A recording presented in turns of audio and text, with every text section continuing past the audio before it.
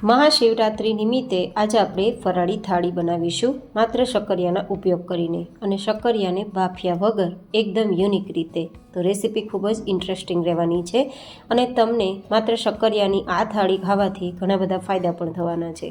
તો આજની રેસીપી શરૂ કરતાં પહેલાં મારા દરેક વાલા વ્યુઅર્સને મહાશિવરાત્રિની ખૂબ ખૂબ શુભકામના. હર હર મહાદેવ. એક રિક્વેસ્ટ છે કે આજે કોમેન્ટની અંદર હર હર મહાદેવ જરૂરથી લખજો.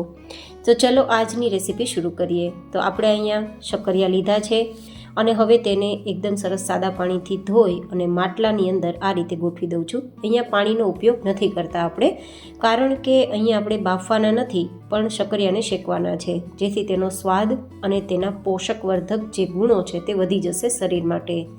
તો આ રીતે શક્કરિયાને માટલામાં ગોઠવ્યા બાદ ધીમા ગેસની ફ્લેમ પર ઢાંકીને 5 મિનિટ થવા દેશું. 5 મિનિટ પછી ફરીથી તેની સાઈડ બદલી દેશું અને ફરીથી 5 મિનિટ થવા દેશું. તો એપ્રોક્સિમેટલી 10થી 12 મિનિટમાં આ રીતે શક્કરિયા શેકાઈ જશે. તમે જોઈ શકો છો કે શક્કરિયા અંદર સુધી શેકાઈ ગયા છે, ચપ્પુ અંદર જઈ રહ્યું છે અને વરાળથી આ શક્કરિયા બફાયા છે, બિલકુલ પાણીના ઉપયોગ વગર. તો એકદમ ટેસ્ટી છે. તમે જોઈ શકો છો છાલ કાઢ્યા બાદ ઇઝીલી ટુકડા પણ થઈ જાય છે.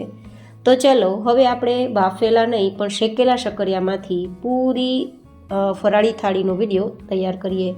તો જેમના માટે 1 થી 1.5 ગ્લાસ જેટલું દૂધ લેશું અને 2 ચમચી મિલ્ક પાવડર અને 2 ટુકડા મિશ્રીના સાથે થોડા કેસરના ધાગા મિક્સ કરી દઈશું. અહીંયા મિલ્ક પાવડર ના હોય તો ઘાટું જે એકદમ ફૂલ ફેટ દૂધ હોય તેનો ઉપયોગ તમે કરી શકો છો. હવે અહીંયા જે આપણે શક્કરિયા બાફ્યા છે અને મતલબ શેક્યા છે ને તેની છાલ કાઢીને મેં તૈયાર રાખ્યા છે. તો તેની અંદરથી આપણે થોડા શક્કરિયાનો ઉપયોગ શીરો બનાવવા માટે કરશું. તો સૌથી પહેલાં એક કડાઈની અંદર આપણે થોડું 1-2 ચમચી ઘી લઈ લેશું અને જે શક્કરિયાને શેક્યા છે ને તેને હાથથી મસળીને જેટલો શીરો તૈયાર કરવો છે તેટલો આપણે આમાં લઈ લઈશું અને પછી આ રીતે આપણે તેને શેકી લઈશું. ઘીની અંદર શક્કરિયાને શેકીને પછી શીરો બનાવવામાં આવશે ને તો તેનો સ્વાદ ખૂબ સરસ લાગશે. અને હવે એકદમ સરસ શક્કરિયા શેકાઈ ગયા બાદ આપણે જે કેસરવાળું દૂધ તૈયાર કર્યું છે ને, મિશ્રી, મિલ્ક પાવડર અને કેસર દૂધ બધું તે આમાં ઉમેરી દઈશું અને હવે સતત ચલાવીશું જ્યાં સુધી શીરો તૈયાર ના થઈ જાય. આ જ રીતે તમે શક્કરિયાની ખીર પણ બનાવી શકો છો, પણ શક્કરિયાના શીરામાં તેને થોડા સમય સુધી કૂક કરવાનું હોય છે, જ્યાં સુધી શક્કરિયાનો શીરો ઘટ ના થઈ જાય.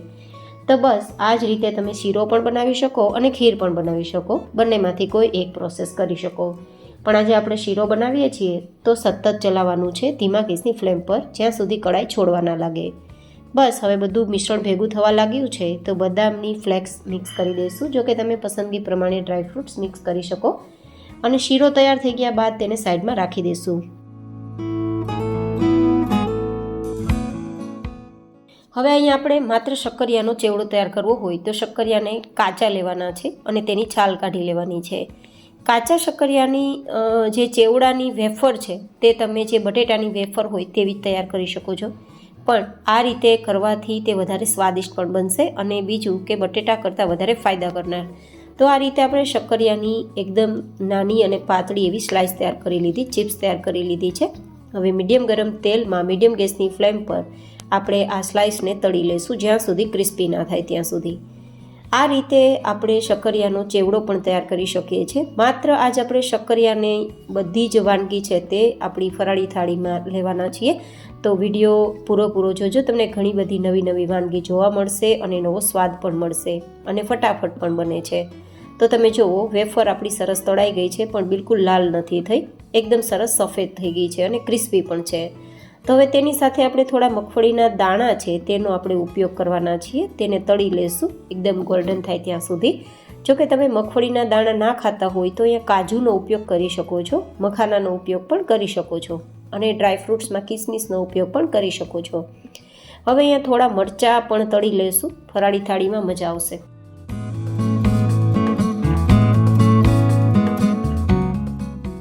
તમે જુઓ વેફર કેટલી સરસ ક્રિસ્પી છે, ભૂકો થઈ જાય તેટલી. તો હવે આપણે મગફળીના દાણા, થોડું સેંધા નમક અને થોડો ચાટ મસાલા મિક્સ કરી દઈશું અને પછી આપણો ચેવડો તૈયાર છે તો તેને સાઈડમાં રાખી દઈશું. અહીંયા તમે ફરાળમાં જે વસ્તુ ના ખાતા હોય તેને સ્કીપ કરવાની રહેશે હવે અહીંયા આપણે શક્કરિયાની સૂકી ભાજી તૈયાર કરીશું બટેટાના ઉપયોગ વગર. તો ઓફકોર્સ આપણે જે શેકેલા શક્કરિયા છે તેમાંથી થોડા શક્કરિયા લઈ અને તેના ટુકડા કરી લઈશું. અને 2-3 ચમચી આપણે ઘી અથવા તેલ ગરમ કરી તેમાં સૂકા લાલ મરચાં, જીરું અને આદુ મરચાંની પેસ્ટ, મીઠો લીમડો આ બધું સતળાવી થોડા શક્કરિયાના ટુકડા, સ્વાદ પ્રમાણે સેંધા નમક અને અડધું લીંબુ નીચોવી દઈશું. કારણ કે શક્કરિયા મીઠા હોય છે ને તો આપણે થોડું લીંબુ ઉમેરશું ને તો ખાટો મીઠો ટેસ્ટ આવશે. અને અહીંયા થોડું લાલ મરચું પાવડર પણ મિક્સ કરું છું કલર માટે. જો કે ના ખાતા હોય તો સ્કીપ કરી શકો છો. અને 1-2 ચમચી મગફળીના દાણાનો પાવડર મિક્સ કરી દઈશું. એકદમ સરસ સૂકી ભાજીનો ટેસ્ટ આવશે. તો સૂકી ભાજી તૈયાર થઈ ગઈ છે. તો હવે તૈયાર કરીશું મિક્સ ફ્રૂટ રાયતું. તો જેમના માટે થોડું દહીં લઈશું. દહીં જો પાણીવાળું હોય તો ગાળી લેવું એકવાર કપડાની મદદથી, પણ મારું દહીં બિલકુલ પાણીવાળું નથી તો હું આ જ રીતે લઈ રહી છું 2 કપ જેટલું. અને હવે તેને વિસ્કની મદદથી થોડું ફેટી લઈશું. અહીંયા ખાસ યાદ રાખવાનું, પાણી હશે તો દહીં આ રીતે સોફ્ટ નહીં બને, સ્મૂધ નહીં બને, છાશ બની જશે. તો યાદ રાખવાનું દહીંમાં પાણી ના હોય. હવે દહીંની ખટાશ પ્રમાણે અહીંયા મિશ્રી અથવા ખાંડ લઈ શકો છો. સાથે સેંધા નમક અને થોડું શેકેલું જીરું. અને ફ્રૂટ્સમાં આપણે થોડા કેળાના ટુકડા, દ્રાક્ષ અને દાડમ. અહીં તમારી પાસે જે ફ્રૂટ્સ હોય જે તમે રાયતામાં મિક્સ કરવા માગતા હોય તે લઈ શકો છો. લાસ્ટમાં ધાણા સ્પ્રિંકલ કરી મિક્સ કરી રાયતું રેડી છે.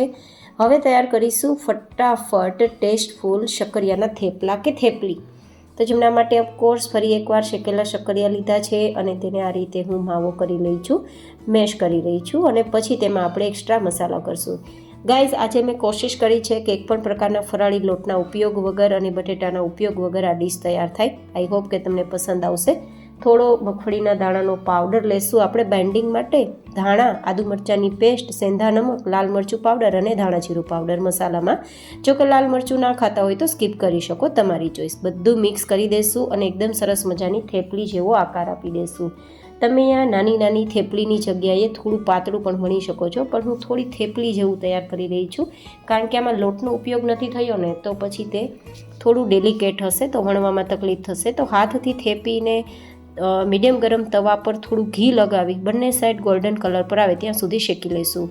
અને શેક્યા બાદ આ થેપલીને આપણે તૈયાર કરેલ ડિશમાં સર્વ કરી લઈશું. તો આઈ હોપ કે તમને મારી આજની આ ઇન્સ્ટન્ટ શક્કરિયામાંથી તૈયાર થતી ફરાળી ડીશ પસંદ આવી હશે. પસંદ આવી હોય તો વિડીયોને લાઇક કરજો અને ચેનલને સબસ્ક્રાઈબ કરજો. તમે જોઈ શકો છો થેપલી, રાયતું, સૂકી ભાજી, શીરો, શક્કરિયાનો ચેવડો, મરચાં અને કાચી કેરીનું સલાડ અને સાથે મસાલા છાશ હું સર્વ કરી રહી છું. ફરી મળીશું નેક્સ્ટ રેસિપીમાં. ત્યાં સુધી stay healthy and stay happy.